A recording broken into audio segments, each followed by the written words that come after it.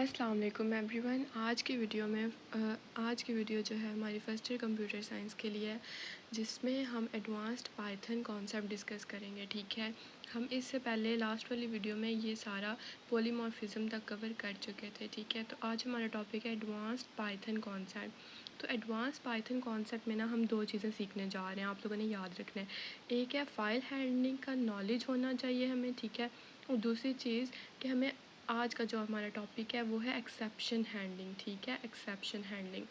अच्छा, ये दोनों ना एडवांस्ड कॉन्सेप्ट होते हैं जो कॉम्प्लेक्स प्रोजेक्ट्स को हैंडल करने के लिए यूज़ किए जाते हैं। ठीक है, तो सिलेबस के मुताबिक हमें ये दो मॉड्यूल्स कवर करने हैं। ठीक है, पहला एक्सेप्शन हैंडलिंग जो आज की वीडियो में मैं बताऊंगी, और दूसरा फाइल हैंडलिंग जो मैं नेक्स्ट वीडियो में आपको बताऊंगी। ठीक है, अब सबसे पहले देख लेते हैं कि एक्सेप्शन हैंडलिंग क्या होता है हमारे पास। तो जब कोड में कोई एरर या बग आ जाता है तो उसको मैनेज करने का जो तरीका होता है उसे एक्सेप्शन हैंडलिंग कहते हैं। ठीक है, यानी it's a way to manage errors. तो एरर्स कभी भी कम्प्लीटली रिमूव नहीं किए जा सकते, लेकिन उनको हैंडल किया जा सकता है। अगर कोड ठीक भी हो ना तो हार्डवेयर सॉफ्टवेयर कंपैटिबिलिटी की वजह से एरर दे सकता है। तो बुक के अकॉर्डिंग शॉर्ट डेफिनेशंस ये है, mechanism to manage errors during program execution. ठीक है, ये आप बल्कि ये वैसे 3 लाइनों की डेफिनेशन सारी आ जाती है, लेकिन यानी ना ये एक तरीका है जो एरर्स को कंट्रोल करता है, स्पेशली रन टाइम एरर्स को। ठीक है, जो प्रोग्राम रन करते वक्त सामने आती हैं। तो 3 टाइप्स के हमारे पास ना एरर होते हैं, ये भी याद रखना है आपने। इधर तो उन्होंने नहीं बताया हुआ, लेकिन वैसे आप लोगों ने याद रखना है कि कौन कौन से एरर होते हैं हमारे पास। ठीक है, सिंटैक्स एरर होता है, रन टाइम एरर होता है, लॉजिकल होता है। लिख लें आप लोग, सिंटैक्स होता है, रन टाइम होता है, लॉजिकल होता है। रन टाइम एरर तब आती है जब आप प्रोग्राम रन कर रहे होते हो। ठीक है, जैसे पाइथन IDE में आपको रेड अंडरलाइन मिलती है जो एरर का पता देती है, यानी वो रेड उसको अंडरलाइन रेड कलर से कर देता है कि यहाँ पर एरर है। लॉजिकल एरर तब पता चलती है जब आउटपुट गलत मिले, और ये एरर एग्जीक्यूशन के बाद ही पता चलती है। और सिंटैक्स सिंपली जब हमारा सिंटैक्स गलत होता है तब सिंटैक्स एरर मिलता है हमें। ठीक है, तो एक्सेप्शन जो हैंडलिंग है उसका फ़ायदा क्या है, ये इस चीज़ को इंश्योर करता है कि प्रोग्राम प्रॉपरली मतलब रन कर रहा है कि नहीं, कंटिन्यू करे या ग्रेसफुली टर्मिनेट हो। ठीक है, कोई एरर आए तो प्रोग्राम रुक नहीं जाता। ठीक है, आप एक एरर मैसेज शो करवा सकते हो, जैसे can not divide by zero, kindly fix the issue. ये चीज़ ये ना हो कि वो उधर ही बंद हो जाए, वो सॉफ्टवेयर काम करने छोड़ दे, नहीं वो कोई एरर शो करा दे जोन सा एरर है।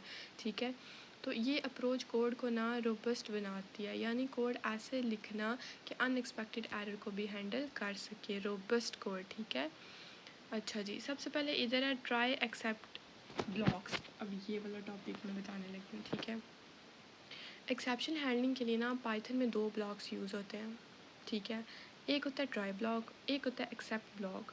ट्राई ब्लॉक होता है ना, उसमें कोड टेस्ट करते हो आप, और एक्सेप्ट ब्लॉक होता है जिसमें एरर को हैंडल करते हो आप। ठीक है, ट्राई ब्लॉक में आप क्या करते हो, कोड को टेस्ट करते हो, और एक्सेप्ट में क्या करते हो, हैंडल करते हो। ठीक है, तो बुक में ना इन दोनों की डेफिनेशंस दी गई हैं। ट्राई ब्लॉक की जहाँ आप कोड लिखते हो जिसको टेस्ट करना है, और एक्सेप्ट ब्लॉक की कि अगर एरर आए तो उसको कैसे हैंडल करना है। ठीक है, वो यहाँ लिखते हो। फॉर एग्ज़ाम्पल हमारे पास एक वेरिएबल है ए, ये देखिए हमारे पास एक वेरिएबल है ए, ये वाले एग्जाम्पल की बात कर रही हूँ, जिसमें यूज़र इनपुट देना है। ठीक है, तो इनपुट ए लिख दिया, ये लाइन इधर जिसमें हमने क्या लिख दिया, इनपुट ए।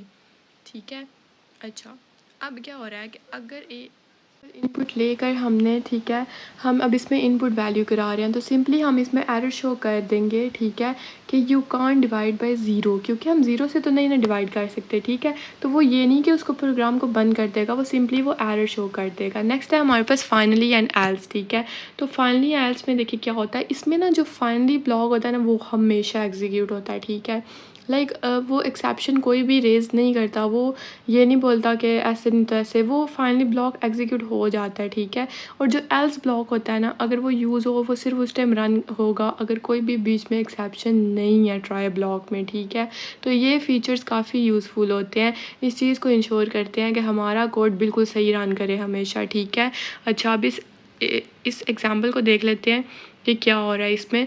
तो देखें इसमें जो हमारे पास एल्स ब्लॉक है ना वो रन कर रहा है, तब कर रहा है जब कोई एक्सेप्शन रेज नहीं है। ठीक है, फिर वो रिज़ल्ट जो है वो डिवीजन का वो डिस्प्ले कर रहा है। ठीक हो गया, और जो हमारे पास फाइनली ब्लॉक है उसमें क्या हो रहा है, वो तब एग्जीक्यूट हो रहा है जब हमारे पास कोई एक्सेप्शन अकर हुई है, ठीक है, यानी वो इस चीज़ को इंश्योर कर रहा है कि मैसेज प्रिंट हो जाए हमारा सही से, ठीक है। तो नेक्स्ट है हमारे पास कस्टम एक्सेप्शन। कस्टम एक्सेप्शन क्या होता है, हम अलाउ करते हैं कि हम अपने एरर टाइप्स डिफ़ाइन कर सकें। जब भी वो कोई भी एरर आए, कुछ भी हो सके, हम उसको डिफ़ाइन और उसको स्पेसिफिकली हैंडल कर सकें, ठीक है। तो इधर उसने एक क्लास बनाई है कस्टम एरर के नाम से, उसमें उसने pass statement as a placeholder use करा है वो, ठीक है, जो जिसके साथ कुछ भी नहीं हो रहा, जब वो एग्जीक्यूट होगी ना तो वो कुछ भी होल्ड नहीं करेगा। नेक्स्ट उसने नीचे एक डिफ़ाइन किया मेथड या फंक्शन कह लो चेक वैल्यू का। उसने बोला है if value less than zero, ठीक है, तो रेज़ करो। अगर वैल्यू जो एंटर करोगे वो ज़ीरो से छोटी है तो एरर दे दो, क्योंकि छोटी ज़ीरो से एरर ज़ीरो से तो छोटी वैल्यू नहीं ना हो सकती, तो एरर दे देगा कि value must be non negative, क्योंकि ज़ीरो से छोटी नेगेटिव वैल्यूज़ होती हैं, -1 -2 ऐसे करके।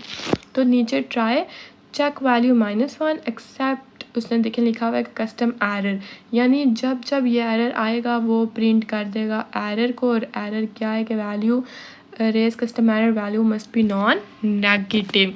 तो ये था हमारा आज का लेक्चर। आई होप आप लोगों को समझ आ गई होगी। नेक्स्ट वीडियो में मिलते हैं इंशाल्लाह। तब तक अपना ख्याल रखें और सब्सक्राइब करना मत भूलिएगा ताकि आपको नेक्स्ट वीडियोज़ भी साथ साथ मिल जाएँ, ठीक है। अल्लाह हाफिज़, थैंक यू।